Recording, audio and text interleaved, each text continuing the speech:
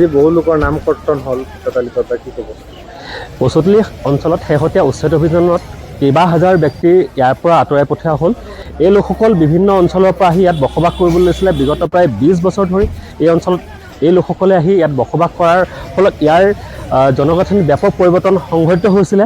এই লোকসকলে ইয়াৰ বিভিন্ন আঁচনিৰ সা সুবিধা লাভ কৰিছিলে, ভোটাৰ তালিকাত নাম অন্তৰ্ভুক্ত কৰিছিলে, চৰকাৰী ঘৰ লাভ কৰিছিলে আৰু এই সমগ্ৰ বিষয়টো মুখ্যমন্ত্ৰী মহোদয়ক দৃষ্টিগোচৰ কৰা হৈছিলে। মুখ্যমন্ত্ৰী মহোদয়ে এই সমগ্ৰ বিষয়টো তাৎক্ষণিকভাৱে পুনৰীক্ষণ কৰাৰ বাবে নিৰ্দেশ দিছিলে আৰু তাৰ ফলত আজিৰ পৰা সোণাপুৰ ৰাজ চক্ৰৰ কাৰ্যালয়ত আৰু ডিমৰীয়া সমজিলা আয়ুক্তৰ কাৰ্যালয়ত এই সমগ্ৰ বিষয়টোৰ পুনৰীক্ষণ প্ৰক্ৰিয়া আৰম্ভ হৈছে।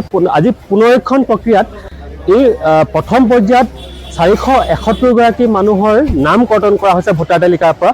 আমি মুখ্যমন্ত্ৰী মহোদয়ক ধন্যবাদ জ্ঞাপন কৰিছোঁ আৰু ডিমৰীয়া খিলঞ্জীয়া ৰাইজক সুৰক্ষিত কৰিবলৈ মুখ্যমন্ত্ৰী মহোদয়ে যি পদক্ষেপ গ্ৰহণ কৰিছে, সমগ্ৰ ডিমৰীয়াবাসী হৈ পেলাই আমি তেখেতৰ ওচৰত সদায় চিৰকৃতজ্ঞ হৈ ৰ'ম।